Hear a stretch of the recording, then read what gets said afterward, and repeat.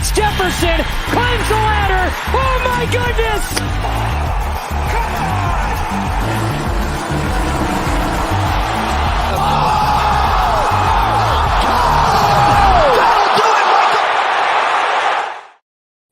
What is going on, everyone? AP over here at Rump Your Sports, bringing to you. We got the Swing for the Fences Saturday show here with my guy Stevers. Stevers, what's going on, my man? How you doing today? What's up, AP? I'm doing well, man. I'm preparing for this baseball slate, and then I'm headed over to my brother-in-law's to watch Spence and Bud Crawford tonight. I cannot wait for who do you got in the fight? Because not everyone, but I'm Nebraska, obviously from Nebraska, and Bud Crawford, obviously a hero here, being from North O, and Parabay. We got the glasses crew going right now. I had to put on the specs to join my guy Stevers. He's trolling me with the glasses today. My buddy's having a party. We're gonna be rooting on Crawford tonight. So I'm looking forward to it. We got an awesome UFC card too. Awesome sports night, man.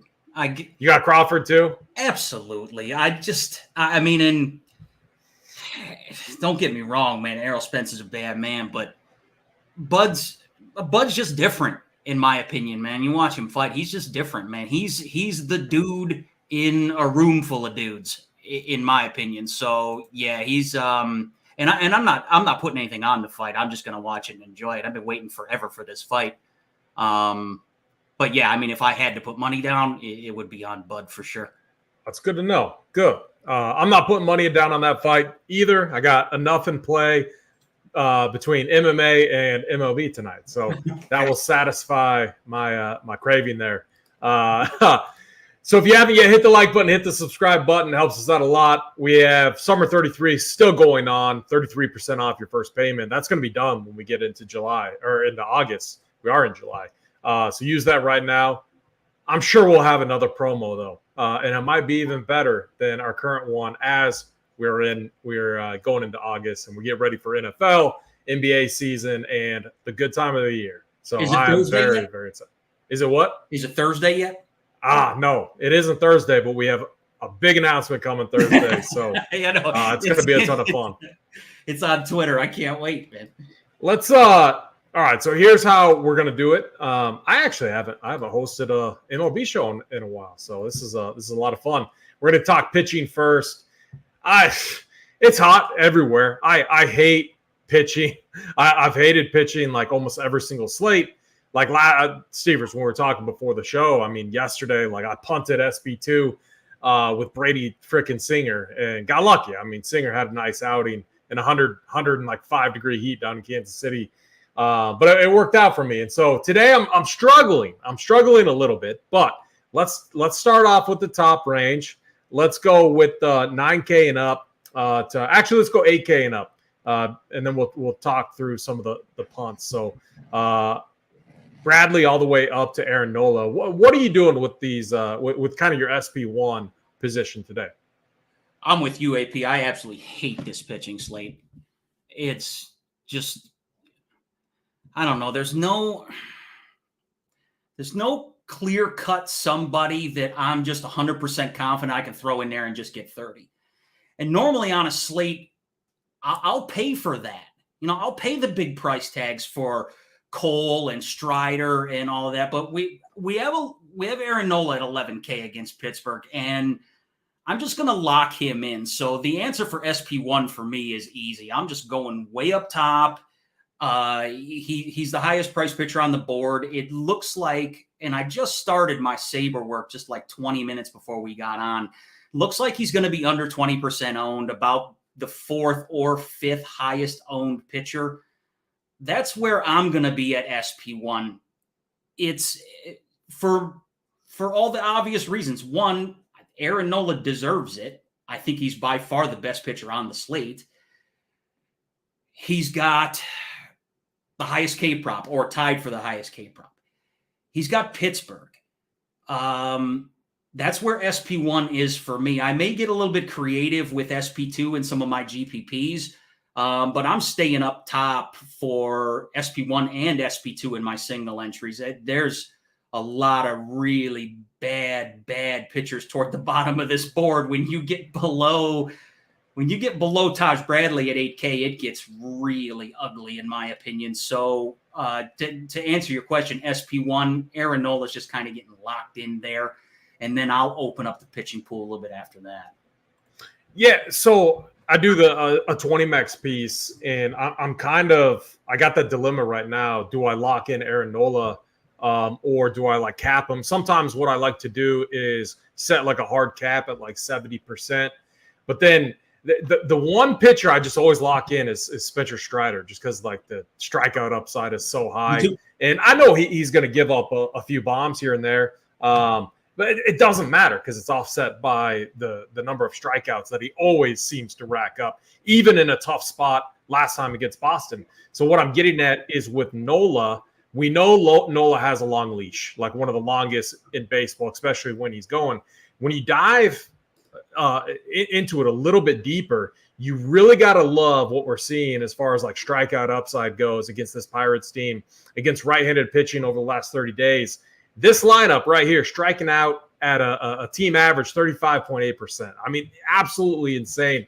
So the strikeout upside is there, in my opinion. There are a few somewhat dangerous bats. Maybe he gives up a bomb or two. But honestly, I think this feels like a pretty safe spot for Nola. I should knock on wood when I say that, because if he's going to be that chalk SP1 spot with a guy like Nola, sometimes I get nervous. But when you look at the other options, like Bailey Ober, like you could play him, but I mean, Kansas City's been bad. But man, Bobby Witt Jr., he had a walk-off grand slam. The whole team the Royals don't have much. Where were you yesterday in the Discord? I thought for sure I was going to see Slugger running through the infield. We closed down the pool last night. We were watching the game though, but yeah, we closed down the pool, so I was having a good time. But no, we saw it. It was an insane. It was absolutely insane. But like what I like when you compare Nola to Bailey Ober, James Paxton, who hasn't looked as good of late. Then Tyler Wells, I think, who's fine, but a little overpriced. Yu Darvish in a tough matchup. I mean, Nola is just way above everyone else there. So I think I'm with you. Like, I think I'm going to be close to just locking him in SP1 and fading these other guys. But let's go down to this next range. So what would we say? All right, let's talk about the 8K guys. Did you talk about like the Brian Woos, Hunter Brown? Are you playing any of these guys in the 8K, lower 9K range? Up to you, Darvish.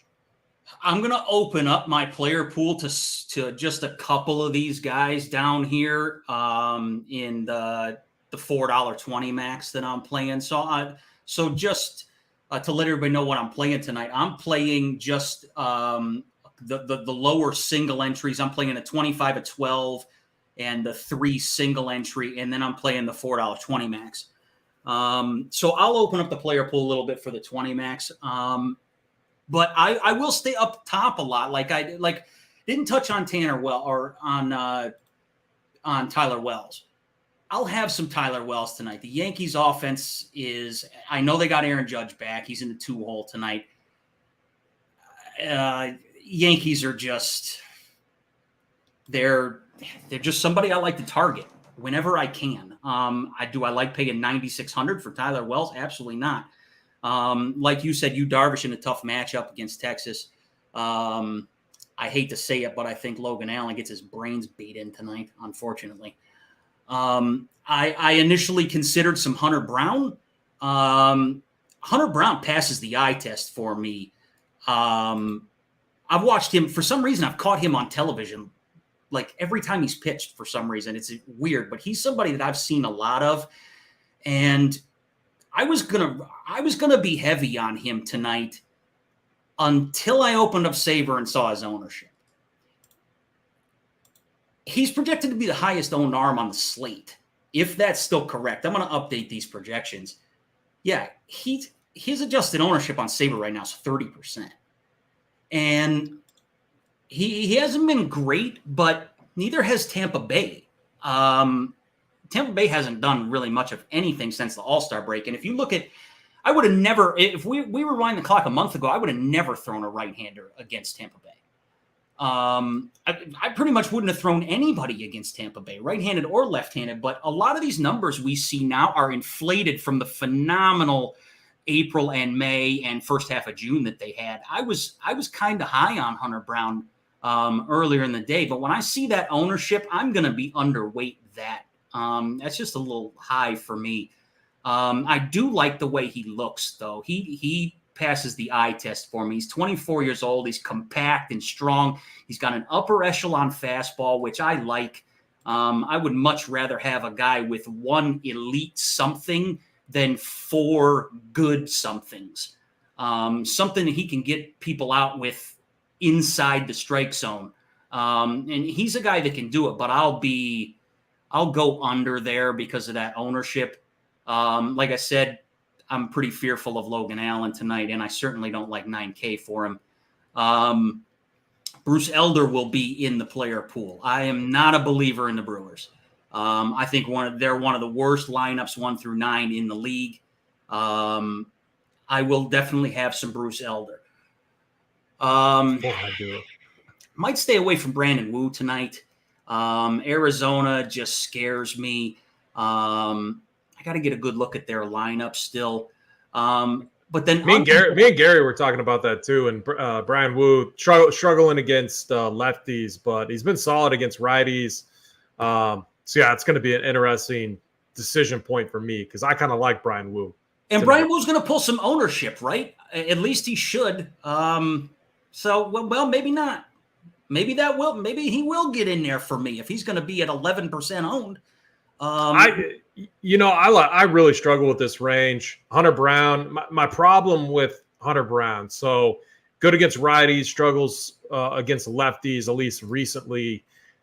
You pull it up, struggled in Coors against Colorado. Again, in Coors, a tough place to pitch, but honestly, not that tough to pitch this year because Colorado has been terrible. They've been so bad. And then he, the outing against the A's wasn't that great either. Definitely gave up some production there. Did have 4 strikeouts. I struggle with this range, which is why I'm trying to punt. I do have interest in Brian Wu a little bit of interest in Hunter Brown. I don't want to play Yu Darvish. I think he gets some ownership too.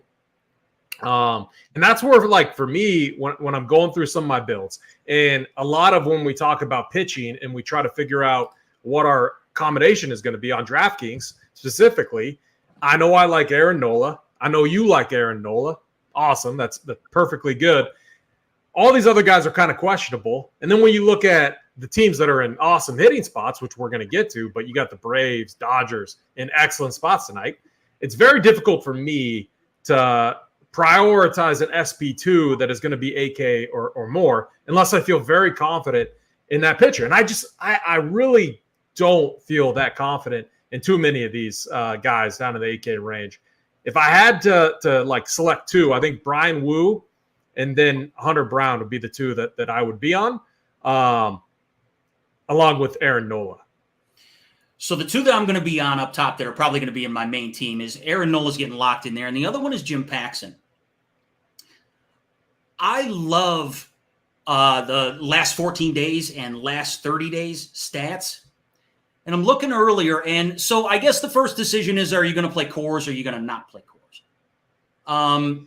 When I opened up Saber today, I'm looking at the hitters and I'm looking at projected ownership, and 12 of the top 15 hitters in projected ownership are at Coors Field tonight. The total's 12. But I can't play there, AP, and I don't know about you. I'd love to hear your take on this. I cannot play these 2 bad baseball teams at Coors. I know they might beat me. I know they might jerk 8 balls out of the yard tonight and just break the slate, but I can't do it. I would rather play a team that I think I can get similar production to. There's good weather all over the place. There's some other good ballparks to play in, but you can't convince me that the A's and the Rockies deserve this type of ownership unless they're playing in zero gravity.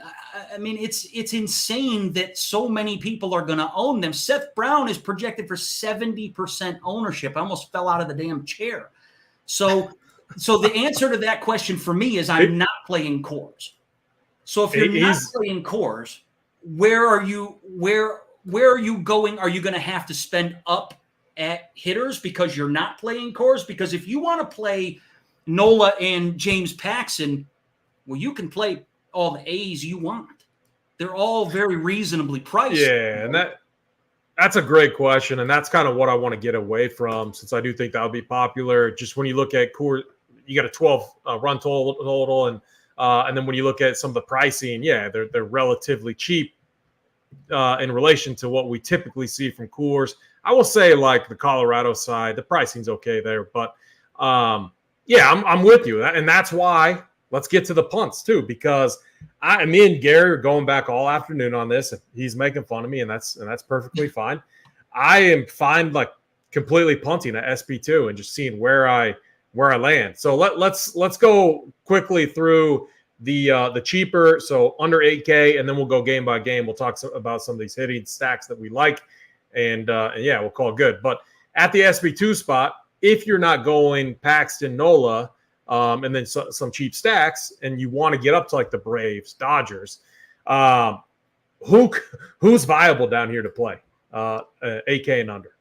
So two guys really for me that I will turn to down here. One of them is Patrick Corbin. He's 6,900.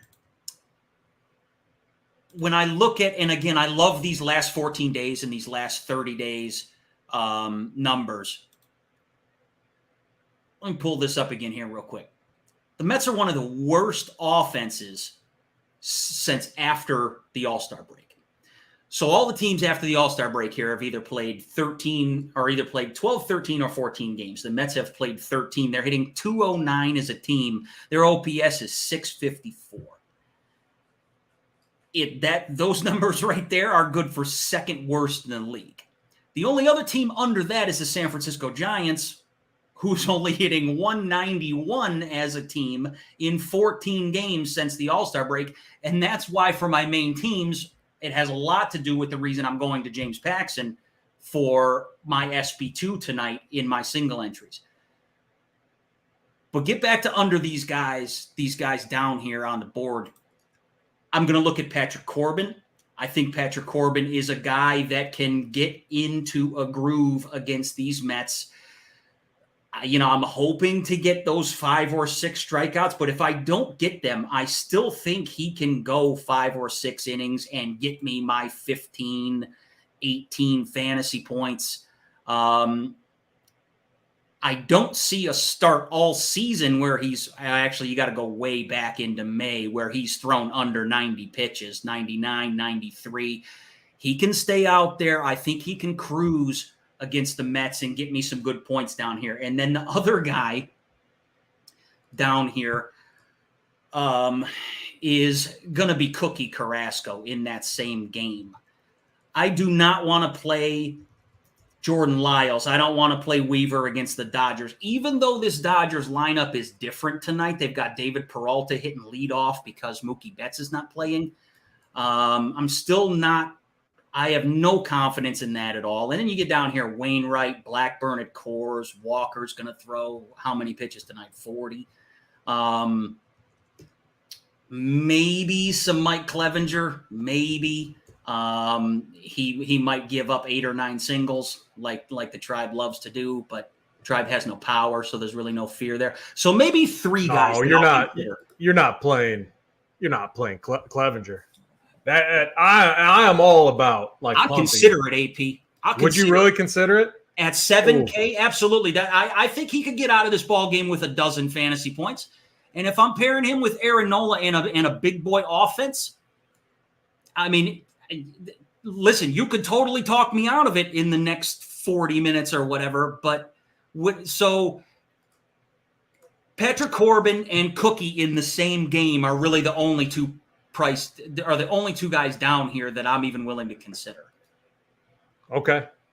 Yeah. I actually talked to our boy Gary.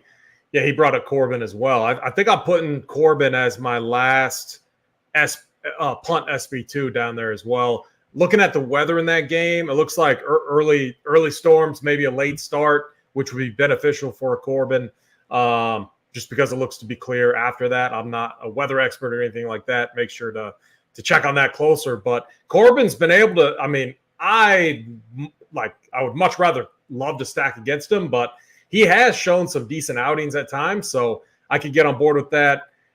What I'm looking at is, and again, I'm looking at fully dumpster diving with Paul Blackburn. The Rockies suck, man. Why not, right?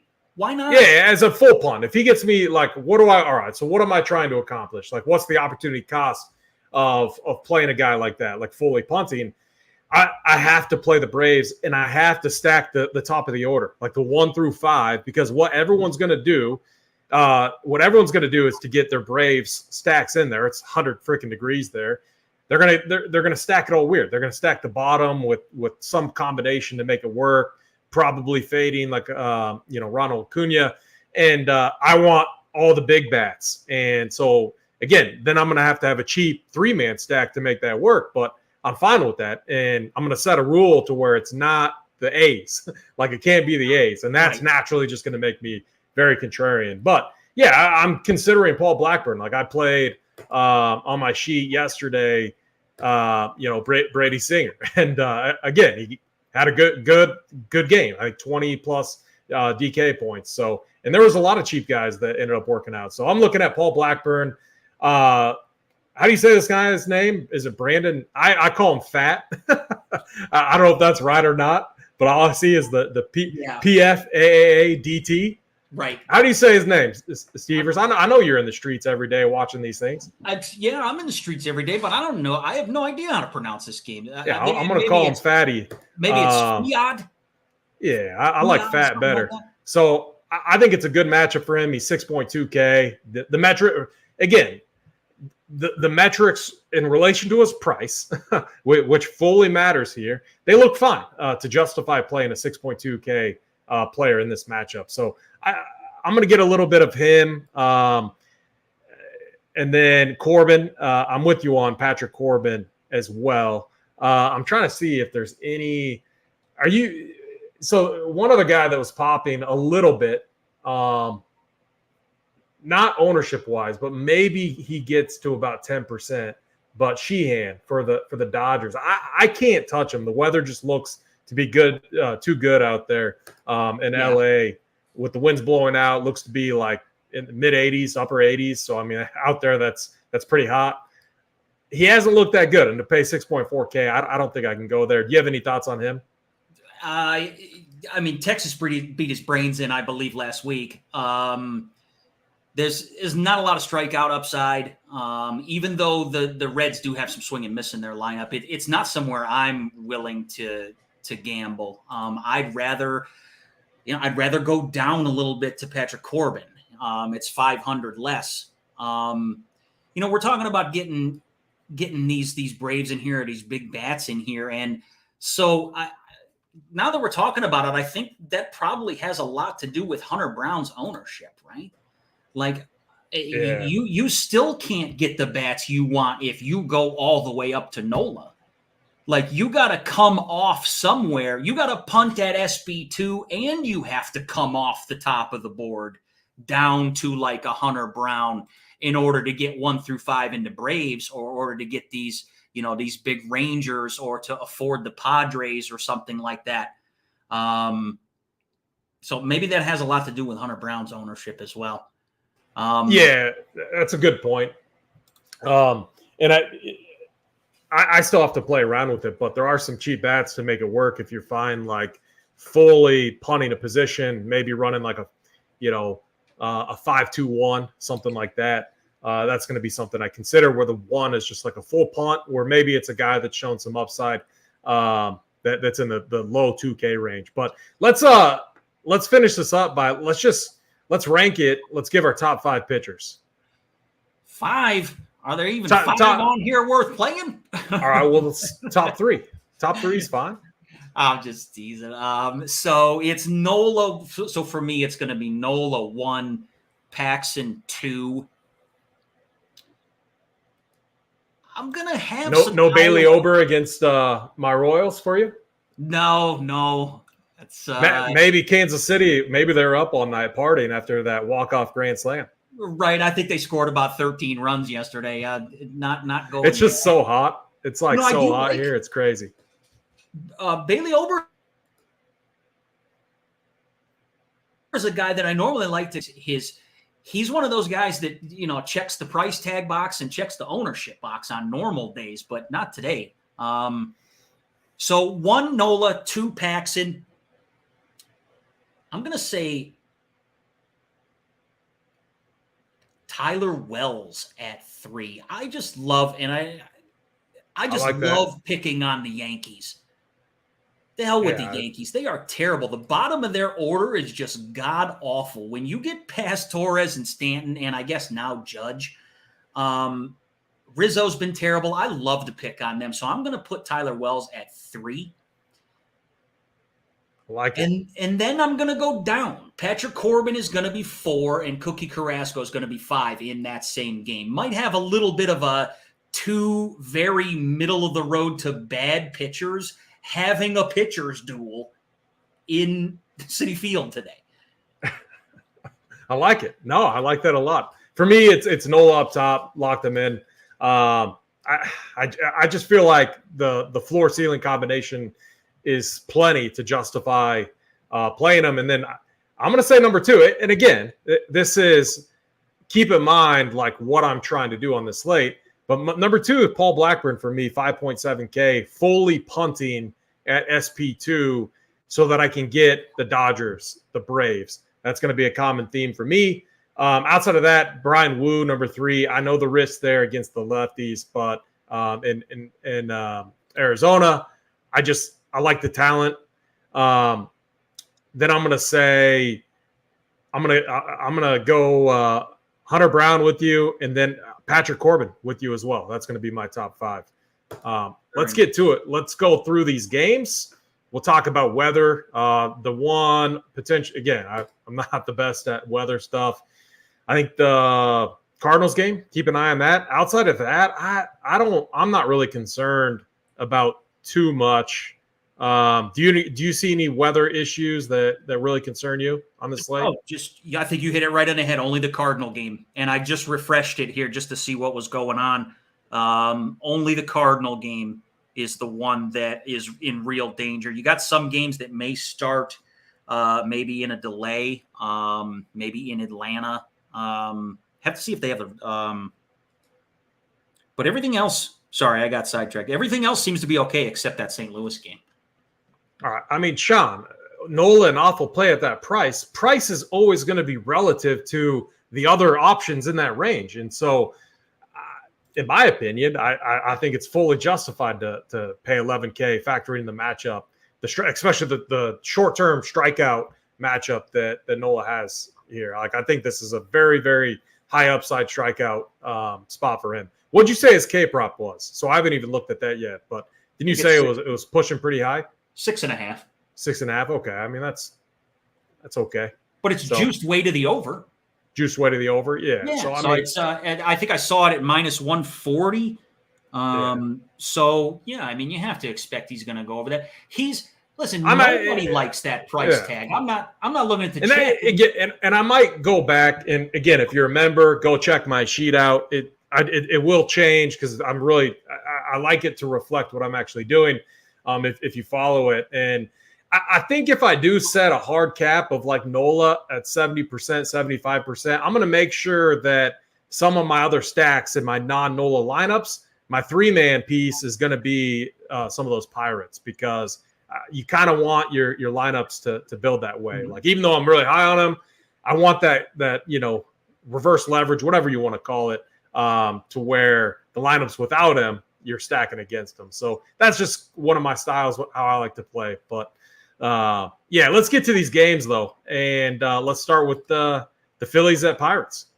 Phillies, 5.4 implied team total. What are you doing with this spot? Are you playing the Phillies today?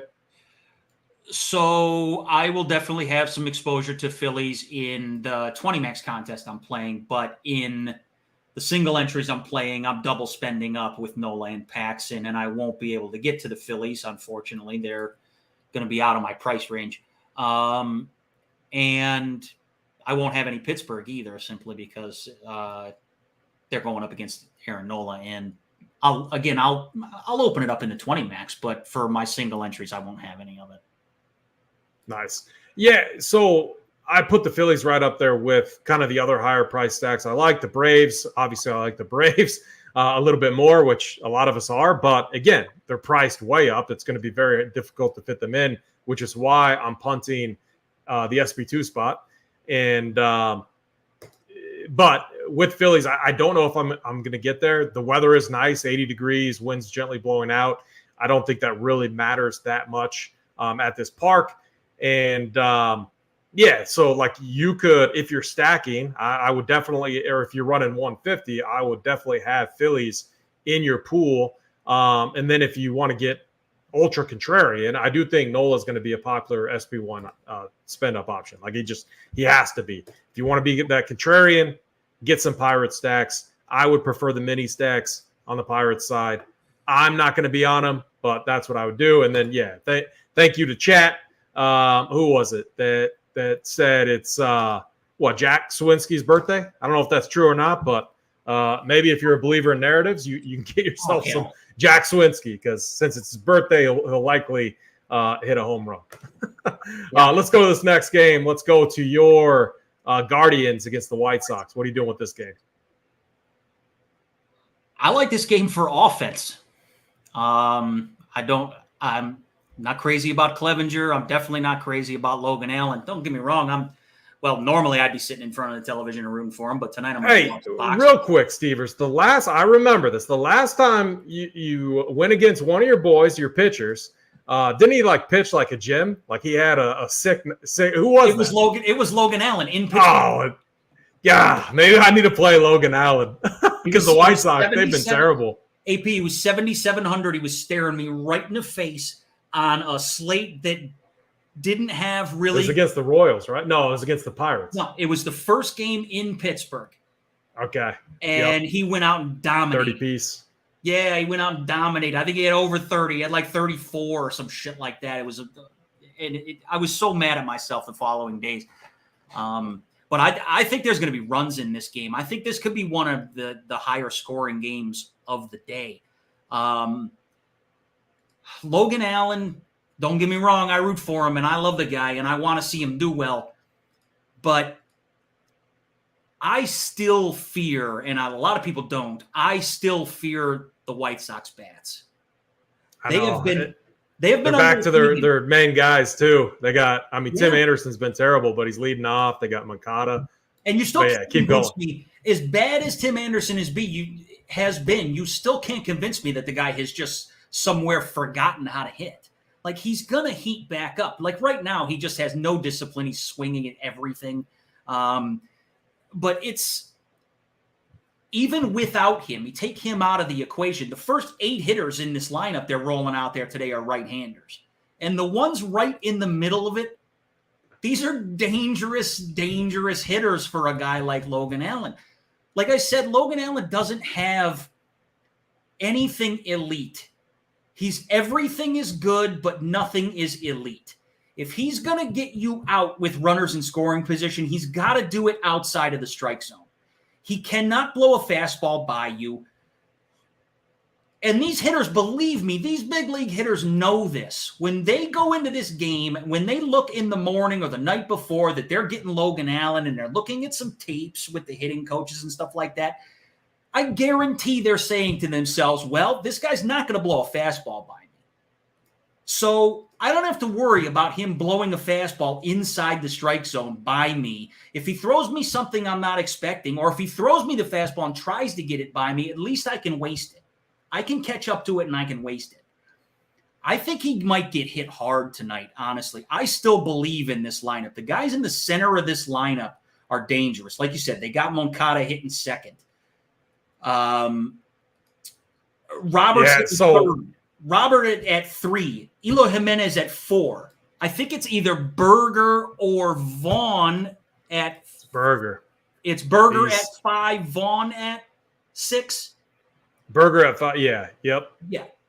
they have right-handed serious power in this lineup in a good ballpark factor today. I think there could be a lot of runs in this game. So in my 20, and there are also some price tags in here I can afford toward the bottom of these lineups. I like their 9-hitter too, Zach. What's his last? Yeah, or he's whatever. He's going to get forgotten about too. So like, just to add on to what you're saying, Jake Berger right now, like something I always track. It's two very simple metrics, just ISO and WOBA, and I average them together just to identify short term who's showing power and obviously getting on base. And Jake Berger right now absolutely pops in my model. Eloy Jimenez as well. They're cheap. You play him with the 9-hitter, like as a 3-man stack. Yep. That's a cheap stack right there. That's one I definitely like, where you can capture that upside against a lefty and Logan Allen. So I'm with you. What about your Guardians? Are you going to be playing any of them? That you can hit. Logan Allen's the type of guy that they can hit.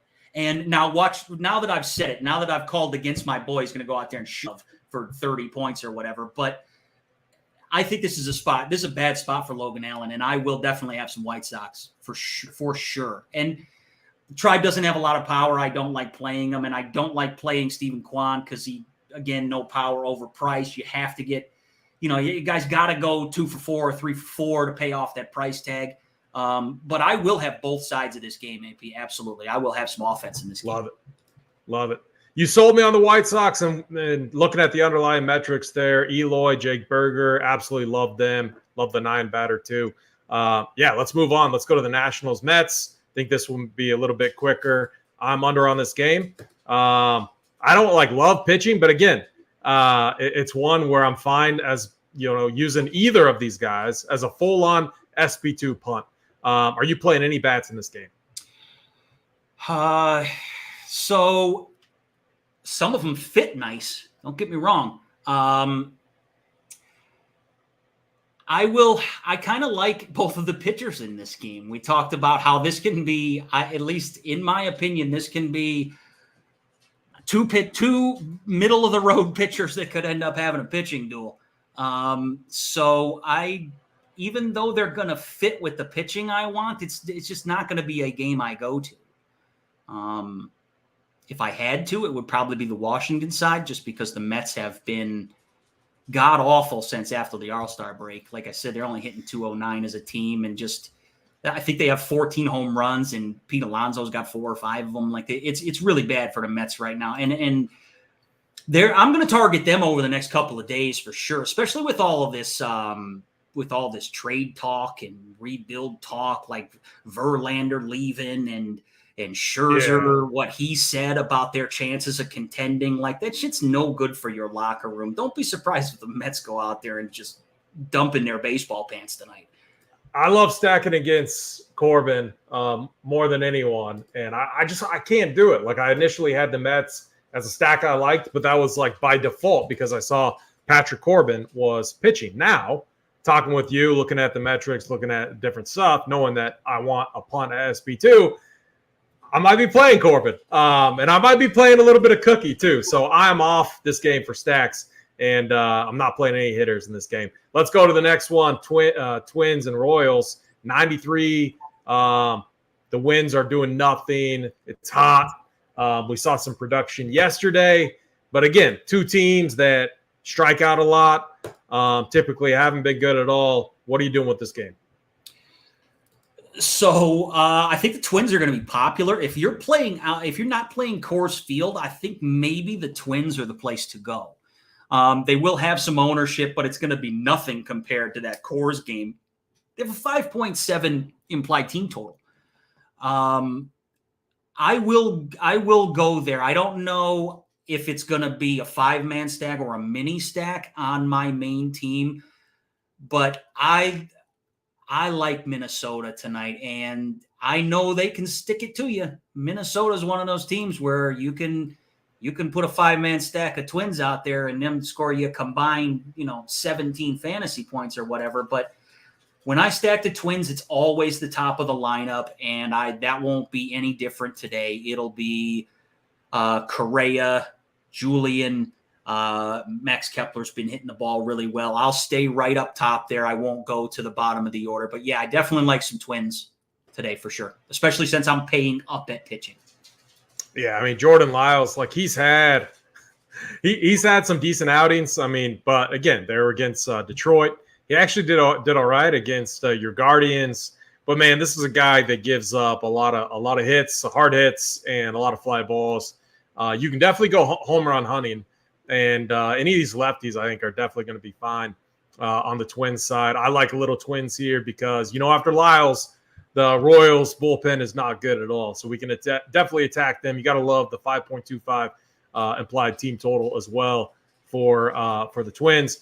On the Royals side, again, I like if Bobby Witt's going to be low owned, he's a guy I always play. And I know that, look, more often than not, he's going to do nothing. But he's always capable of doing what he did last night. And he can do it in so many different ways. He's such a dynamic player. He can be very tilting. He's a true tournament play, day and night in. So, like, Bobby Witt I could play. The only other Royals I can really play right now, price comes into play. So Michael Massey has been hitting better of late.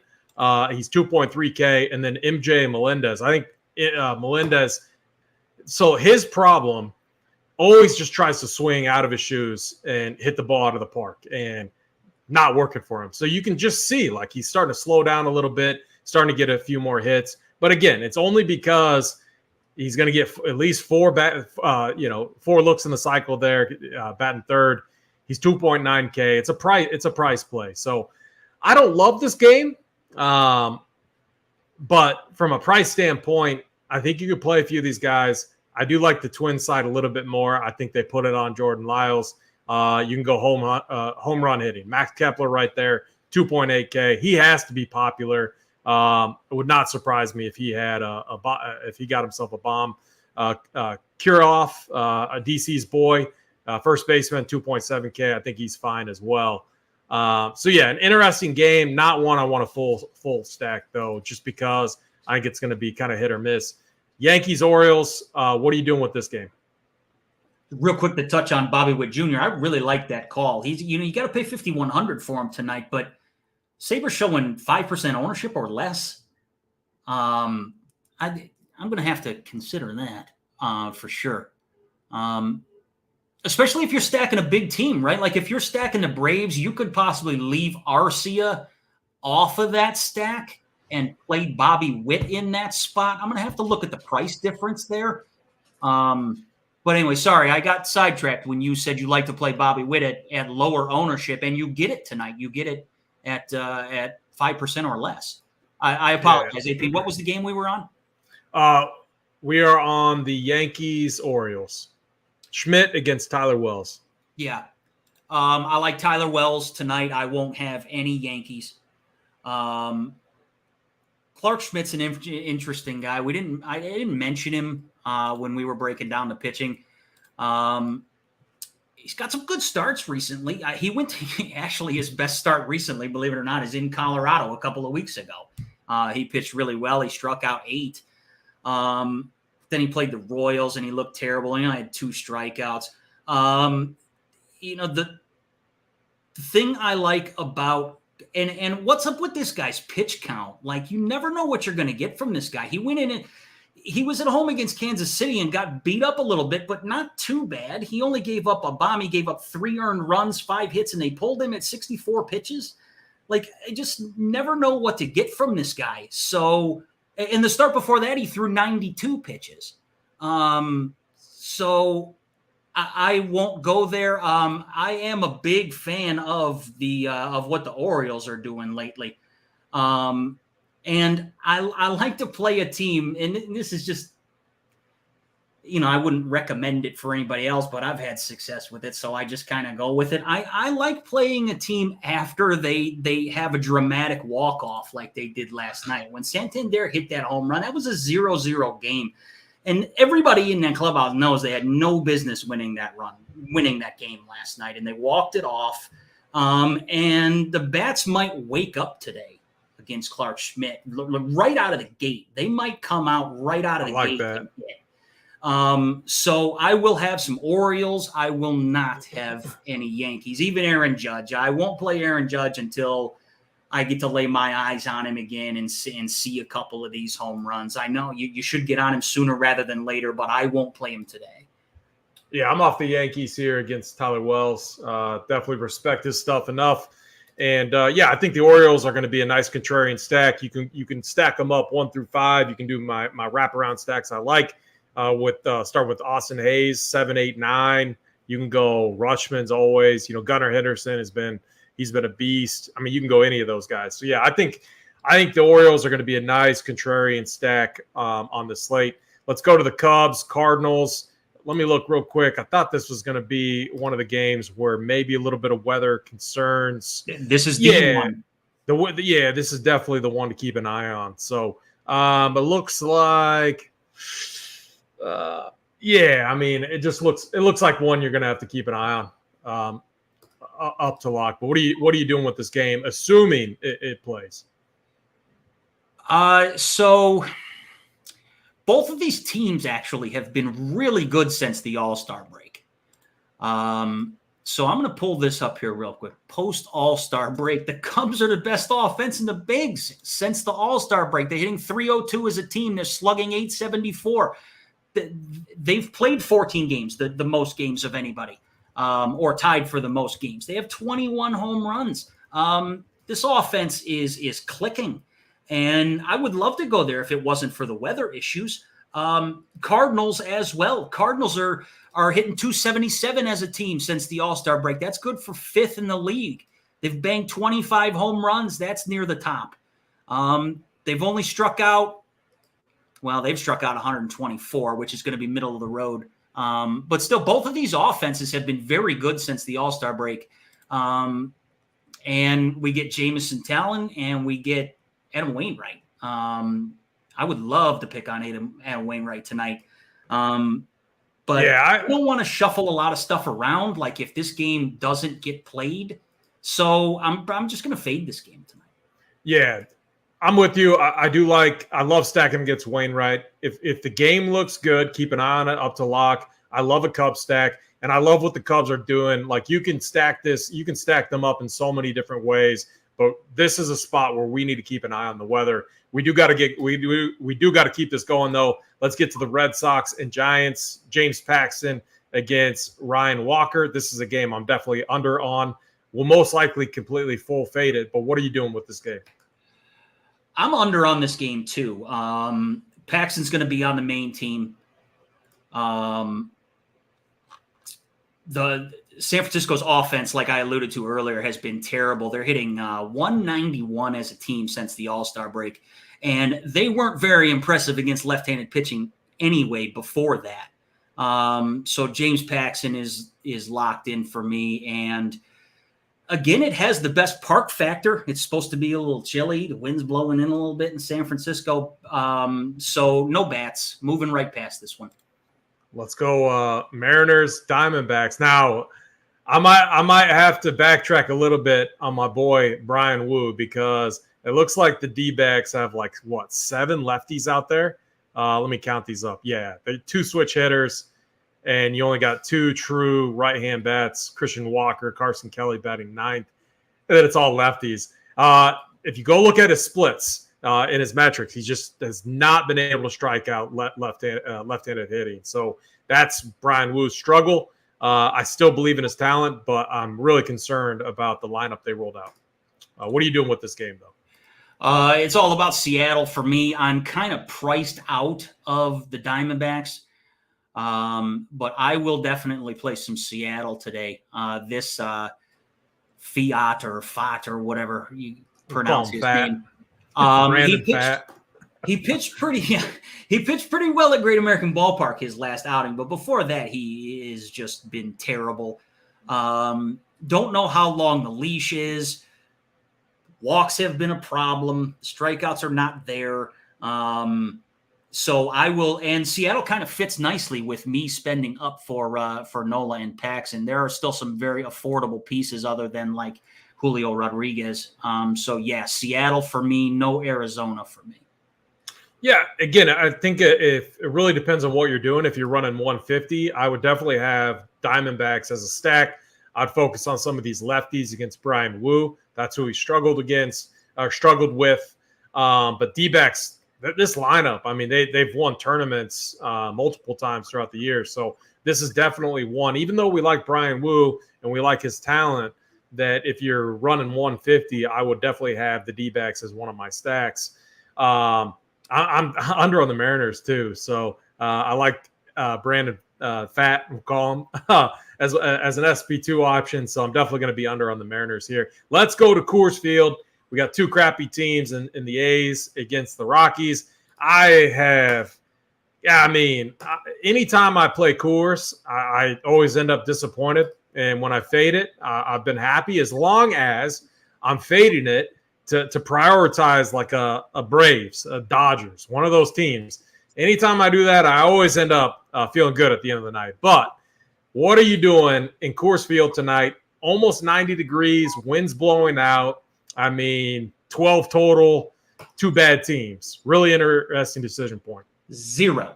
I will have 0. I will have 0 of this game in my main lineups. In the 20 max that I'm running, I will have maybe some lower owned one-offs, hoping to hit a bomb in this weather at that altitude. But I will completely fade this game. These are two bad baseball teams, and if it beats me, it beats me. There just isn't anything I can do about it. But I will not play these two bad baseball teams just because they're in Coors Field. These are the type of teams, and don't get me wrong, Colorado has been much better. They have been much better, and they do have some big league hitters on that team. McMahon, Jones, Diaz, Tovar, they have some big league hitters. But these are the type of teams that can go out there and play a 2-1 or 2-0 ball game in a normal ballpark. And they're the type of team that can go to Coors and play a 4-2 or 4-3 ball game. If this game beats me, then it just beats me. But I'm not playing this game. Yeah, I have more interest in the Oakland side. I don't love it, especially if Oakland is going to be popular. Anytime like a bad team like that is popular, you should, pause and reconsider. If you really want to run with that stack. I do like guys like Jace Peterson, a lefty, like Seth Brown. He has power. If I'm going to run it, like what I would do is not full stack Coors. I would run like 3-man stacks. I would limit Coors to 3-man stacks. But when you look at the reason why I like Paul Blackburn as like SP2 is when you just look at these Colorado, their team ISO last 30 days against right-handed pitching, 130. They got a 260 WOBA. It's CJ Cron. Nolan Jones has been okay. But like everyone else, they've been just horrendous against right-handed pitching. So again, I'm gonna, take a risk here with Paul Blackburn. All I want from him is double-digit fantasy points. Get me 10 plus, and I'm gonna call that a win. Maybe he gets us to 15, maybe to 18. Who knows? But I like that play, AP. Why not? Yeah. Why not throw Paul Blackburn out there? I'm definitely not playing the Rockies, though. They're a full fade. I will have Oakland as options to a 3-man stack, though. So that's what I'm doing with those Coors. upper guys. Those guys that are going to be super owned, they're going to be Soderstrom. Seth Brown's going to be the highest owned. Zach Galoff is going to be high owned. Brent Rooker is going to be high owned. I may go down for a one-off like Tony Kemp or Jace Peterson or something like that. But all these high owned guys, they can just go out there and beat me if they can. Bring it on. I'll play Twins or Mariners or something like that, and they can come and try and beat me. I skipped a few games. Let's Rays Astros. So we're going back 7:15 Eastern. I like Hunter Brown, obviously. Like I respect these two pitchers enough to where I'm full fading this game. Not going to be in any of my main lineups. What are you doing with the Rays Astros? This game's kind of a fade for me as well for hitters. I'm with you, right? Lockstep. I respect both of these pitchers enough where I don't want to get too exposed to this game. And there's still a lot of high price tags on both of these teams, and I'm just not going to be able to get there. I could play some McCormick or some Yanni Diaz, stud, maybe. Man. Chas McCormick he's a stud.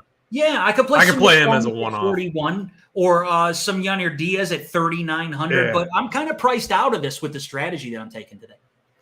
Actually, the more I look at it now, I do love these, like I call them the reach around stacks, but the wraparound stacks where you go 7, 8, 9.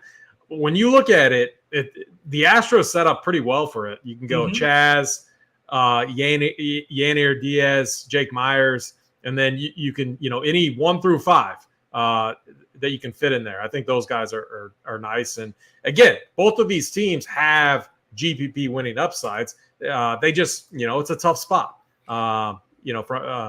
versus who they're obviously going against. So it's always a nice place, right? Like I like the bottom of that order too. Like no matter who they roll out there, like if they roll out Myers or Yolks or McCormick, that's a nice place to be at the bottom of that stack. I look there all the time. Let's go to my favorite game of the night, obviously. I love the Braves. We all love the Braves. We know Gary loves the Braves. What are we doing? Brewers, Braves, 90-plus degrees out, winds gently blowing out. Sets up to be such a nice spot for hitting. What are you doing with this game? Well, sir, since it's your favorite game on the slate, I would like to defer to you first and tell me what you think about this game, if you don't mind. Yeah, because I haven't looked a lot at this game because I just knew I was kind of outpriced and I kind of hate playing Milwaukee. Yeah, this is, again, part of my strategy. And again, like I said, I want to lock in Nola, but I want to prioritize bats. And so I might, when we get off the show and I run my stuff, I would literally find a different SP1 just to make sure I'm prioritizing the Braves because I want that hitting upside. Because if I can't fit them in with Nola, I know that they have to be lower owned. Or the popular guys are going to be like Rosario, Arcia, Michael Harris, like the guys that are a little bit cheaper. Ozuna had a really good night yesterday. But man, I like the Braves 1 through 9. You can stack it up in so many different ways. I think we always talk about like 1 through 5 stacks are typically popular, except for when they're priced like this and you can't make it work. Yeah. So if you do that with the Braves, man, you have a really nice lineup there. So I like them, and I like the Brewers side of this game too. I like the over. I think there's going to be a lot of run production in this one. So definitely one of my favorite games of the night. I didn't even get to this game, really. I knew I was going to be priced out of the Braves, so I didn't look. I know that we got Travis d'Arnaud instead of Murphy today. I did see that. When I feel like a broken record when I say this because I say it in the Discord and I say it on the shows all the time. When I play the Braves, I want 1 through 5. I don't go down. I don't, because I think the most popular thing to do is go down to Ozuna, Rosario, Michael Harris, Arcia. Like that's the popular place to go. And when I stack them, I like to just stay up top. So I knew I was kind of out of this game when I first looked at the pitching I liked.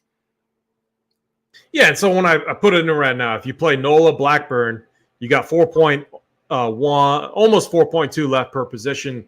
You can make it work as long as you are finding a really cheap 3-man stack to run with it, assuming that you're running a 5-man. But so I think I'm going to be able to make that route work.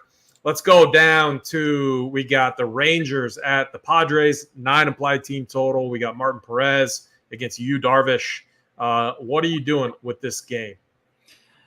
Again, with my strategy today, this is just kind of a game I'm priced out for my main team. But I will definitely have exposure to it for the 20 max. I'll have more Padres against Perez than I will against Rangers against Yu Darvish.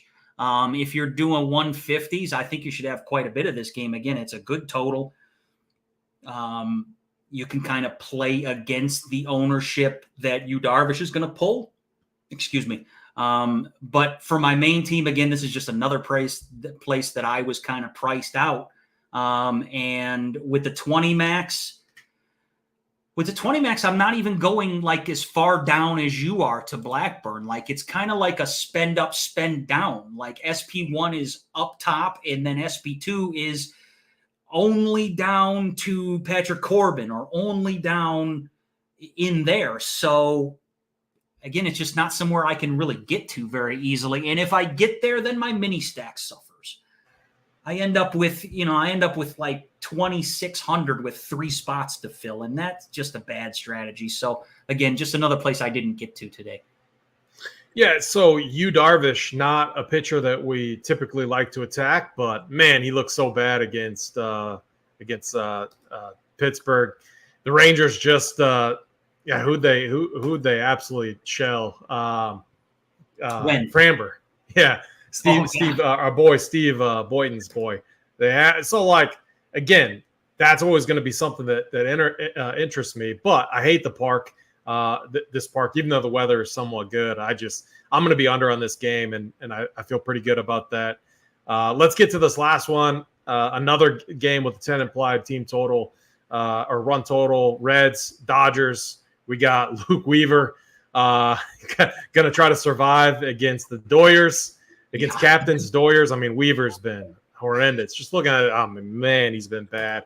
And the thing about the Dodgers on big slates like this, the only thing I hate is their lineup's already out. I love when their lineup isn't out because I feel like we always get them under-owned because people are like, well, lock's at 7, lineup's not out yet, not even going to mess around with it. But the lineup is out, and we got David Peralta leading off. I like this Dodgers lineup that they rolled out. No Mookie Betts, though, but a little bit easier to afford these bats. Do you think Mookie is that significant of a downgrade? Obviously, a massive downgrade, but they get Luke Weaver. I still love this stack. So what are you doing with this game? I do too, man. I'm right there with you. I kind of like the fact that Mookie's out of the lineup. I mean, I got to pay 6,300 for Mookie. And that so when we stack, when we talk about 5 stacking, we want at least 2 of the big guns when we're trying to fit these prices in. And when you stack the Dodgers, you've got 4 guns, right, that you kind of want to revolve around. You got Betts, Freeman, Will Smith, JD Martinez. I guess maybe Max Muncy, absolute lock tonight. You could include Muncy's going yard, man. He's going to smash one. All of these lefties might go yard. I actually kind of like this lineup. I mean, people pick on David Peralta being kind of dusty, right. And listen, I like the look of this lineup without Mookie Betts in it. It's got left-handers right in the heart of it against a terrible Luke Weaver. I'm going here for the 20 max because I can fit some different combinations now that Mookie's out of the equation. And I can't fit him in the main team. I can't really fit either one of these teams on my main team, but the Dodgers definitely have piqued my interest for my 20 max for sure with this lineup. Yeah, I like this lineup. James Outman, I mean, he's been awesome against right-handed pitching as well. So I'm with you, man. I like Dodgers 1 through 9. Definitely some pinch hit risk here, I think, but not really. I mean, who would it be? And if the game gets out of hand, I'm not that concerned about it either. So I think Dodgers 1 through 9 is I'm actually on board with it. I think it's fine. We've got Rosario at short, who may end up hitting for Rojas at some point. And Chris Taylor's is an option to always come in the outfield if they get if they get the right matchup. But yeah, I'm with you, man. I like this Dodgers lineup today. All right, let's give our play of the day, and let's get out of here so we can finish building out our content, posting our course. Everything should be up over at Rumpier Sports. But do you have a play of the day? I don't. So it's kind of an unconventional play of the day. And the play of the day is going to be get some White Sox bats exposure. Yeah, I was going to say you got to go to the White Sox. I think it's going to be a really contrarian stack. And, you got to pick someone from there. So I've been much more successful in the past sometimes I have a hard time pinpointing the guy or the stack that's going to go off. But I have a lot of success on picking the winner through the loser. I have a lot of success on pinpointing the guy that's going to go out there and crap in his pants. And that guy tonight, unfortunately, might be Logan Allen. Go out and get yourself some exposure to the middle of this White Sox lineup. Love it. My play of the day is going to be, again, should get a little ownership, but it's a big slate. I think things spread out. A lot of awesome options at the third base position. I got to go Max Muncy, 4.8K. I think he goes yard at least once. Just absolutely first at bat. I think he takes Luke Weaver deep. So that Max Muncy is my play of the day. Stevers, it was awesome doing a show with you, my man. Appreciate it, man. I'm sure we'll get back on at another time. But if you haven't yet, hit the like button, hit the subscribe. Helps us out a lot over here. Summer 33, that code is going to be done here next week. So use it if you haven't yet. And then, yes, next Thursday, huge announcement coming. Make sure that you are, around for Thursday. Real quick update right now just came in. It's clearing up in St. Louis, and this game is most likely to be a late start and play. Very good. So very good. With that said, for Stevers, I'm AP. Run Pier.